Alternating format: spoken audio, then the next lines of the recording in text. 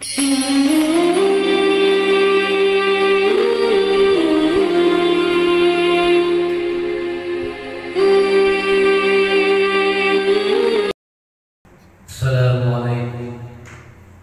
warahmatullahi wabarakatuh. Waalaikumsalam warahmatullahi wabarakatuh. Alhamdulillahilladzi unzila bihi al-Qur'an hudan lin-nasi wa bayyinatin minal huda wal furqan. Asyhadu an la ilaha illallah wahdahu la syarika lahu al-malikul haqqul mubin wa asyhadu anna Muhammadan abduhu wa rasuluh al-mab'uts rahmatan lil alamin. Allahumma salli ala sayyidina Muhammadin wa ala alihi wa ashabil imamil mujahidin tahirin. Amma ba'd. Faqala Allah ta'ala a'udzu billahi minasy syaithanir rajim. Bismillahirrahmanirrahim.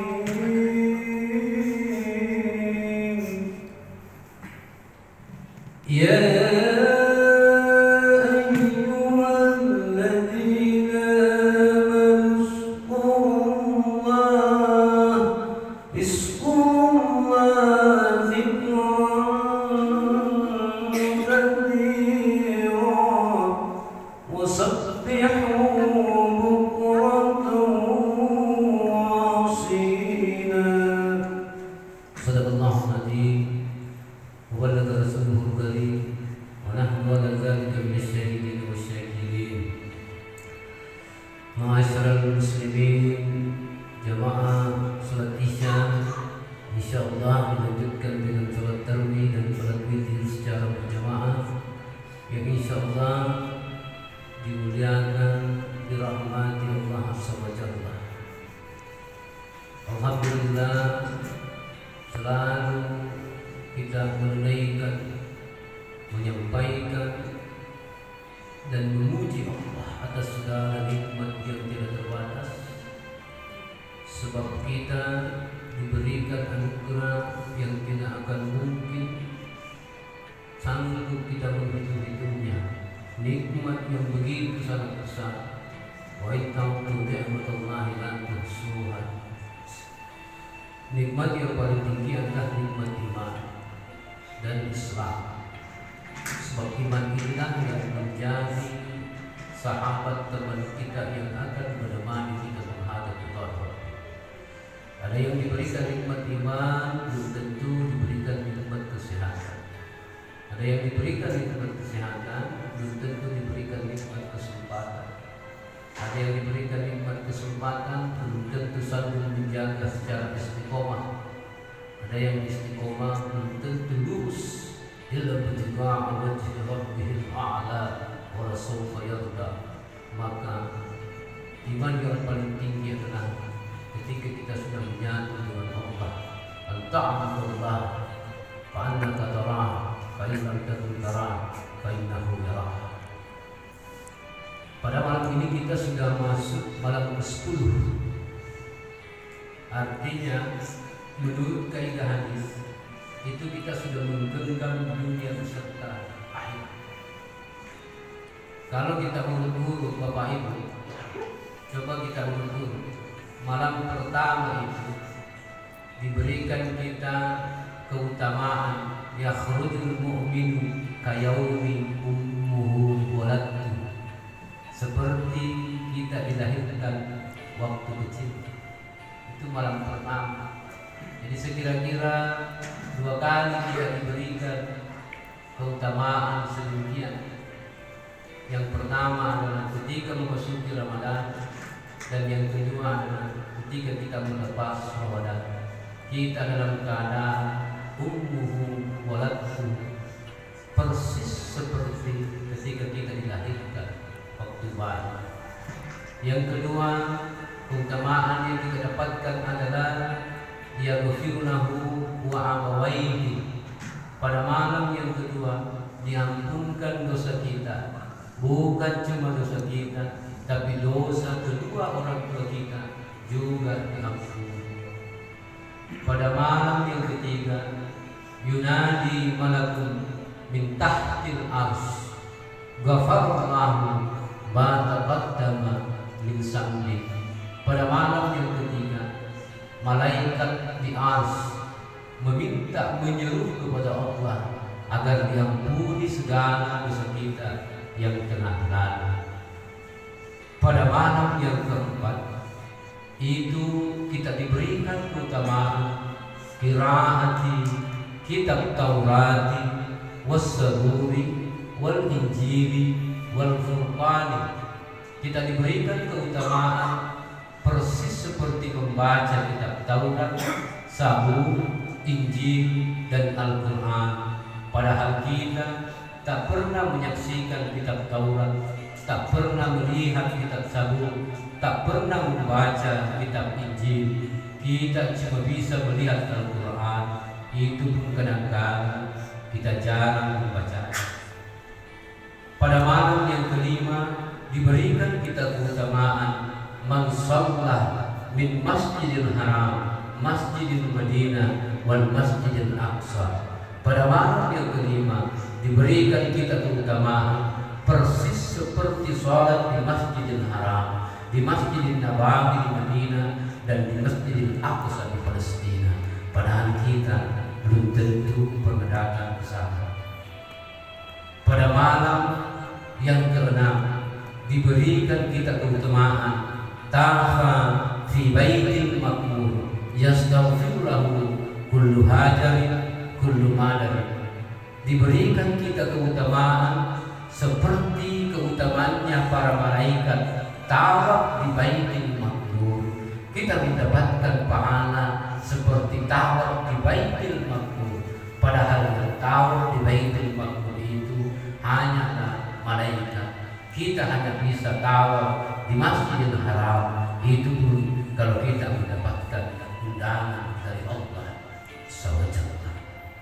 Pada malam yang ketujuh diberikan kita keutamaan faka'anna ma'adraka Musa alaihissalam wa nasru ala Fir'aun wa Haman.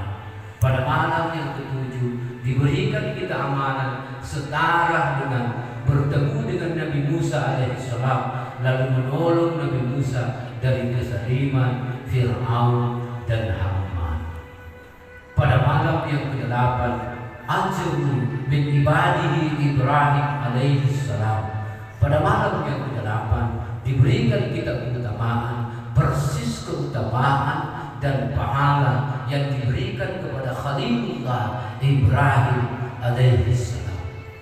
Pada malam ke-9 diberikan kita keutamaan ajru min ibadihi Rasulullah sallallahu alaihi wasallam. Diberikan kita keutamaan persis seperti keutamaan yang diraih oleh Rasulullah sallallahu alaihi wasallam. Pada malam yang terakhir penutup malam rahmat diberikan kita yarzuquhu dunia wal akhirat. Dianggap kita sudah mendapatkan kemuliaan dunia dan akhirat. Baru dalam pertama dan ke-10 sudah begitu banyak keutamaan yang kita dapatkan. Masyarakat muslimin, jamaah yang dimuliakan Allah SWT. Setelah saya menyampaikan bahwa betapa kita sudah menggenggam dunia dan akhirat ini, oleh karena itu jangan pernah kita melupakan zikrullah, istighfar, zikrillah dan doa. Ini menjadi penciri kita sebagai orang yang beriman. Sebab kadang-kadang kita begitu sudah sholat, misalnya assalamualaikum, langsung kita berdiri meninggalkan tempat duduk. Mau kemana? Karena duduk sekali. Duduk-duduk tidur berzikir. Apa keutamaan zikir itu? Jadi sesudah kita sholat, kita istighfar, astagfirullah. Rasulullah itu inni astagfirullah sab'ina marrah. Setiap hari, setiap malam Rasul itu yang nyata-nyata nassa-nassa tidak ada misalnya istighfar minimal sab'ina marrah, 70 kali dalam sehari. Sudah sholat kullu sholatin, kita selalu membaca. Apa yang kita baca? Yang pertama adalah subhanallah, mensucikan Allah. Yang kedua adalah hamidah, memuji Allah. Yang ketiga adalah kabbarah, Allahu Akbar, mengagungkan Allah. Kata Rasulullah SAW dalam satu hadis yang diriwayatkan oleh Muslim, Ahmad dan Baihaqi, Rasul menegaskan, siapa yang membaca subhanallah salasa wa salasin 33 kali, lalu membaca hamidah alhamdulillah berapa? Salasa wa salasin, juga 33 kali, lalu membaca kabbarah Allahu Akbar juga salasa wa salasin 33 kali, lalu ditutup Allahu Akbar kabira walhamdulillahi katsira wa subhanallahi bukratan wa asila, la ilaha illallah wahdahu la syarika lah, lahul mulku wa lahul hamdu yuhyi wa yumiit wa huwa ala kulli syai'in qadir, hasbunallahu wa ni'mal wakil, ni'mal maula wa ni'man nasir. Apa kata Rasulullah? Ghufira lahu, diampuni semua dosa kita, walau kanat misla sabadin fil bahri, sekalipun dosa kita sebesar buih di laut. Rasa-rasanya dosa kita tidak sebanyak buih di laut. Jadi tapi bukan cuma zikir di dalam salat kita, zikir di luar salat juga perlu kita utamakan.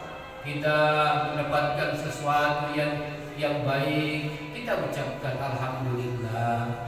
Kita melihat sesuatu yang agak lain, kita ucapkan subhanallah. Jangan mengucapkan kenapa itu bisa begitu. Kita ucapkan Allah selalu di dalam lisan kita. Di samping lisan kita berzikir, maka seluruh badan ini juga ikut berzikir.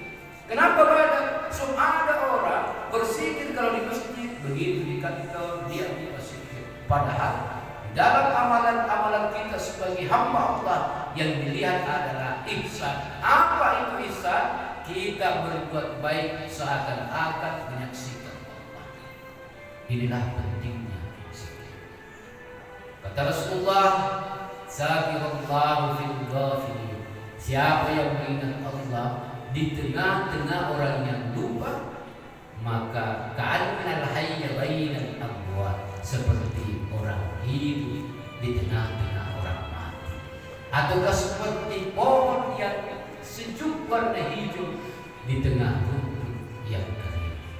Orang yang selalu beristighfar, selalu berzikir, selalu berdoa, itu tenang jiwanya. Sebab kenapa?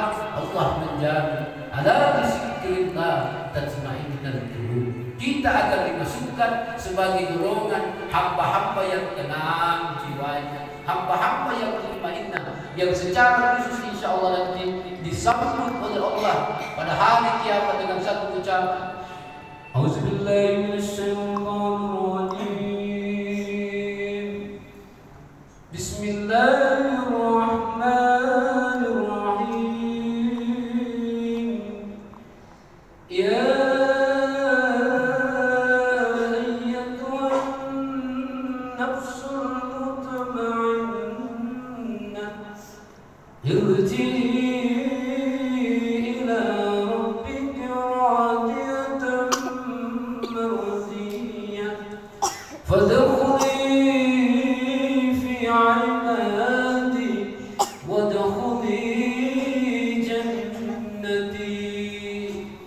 mudah-mudahan setelah kita menggenggam seluruh apa yang ada di dunia dan akhirat ini, kita selalu berdoa, beristighfar, berzikir kepada Allah, mengingat Allah, sehingga insya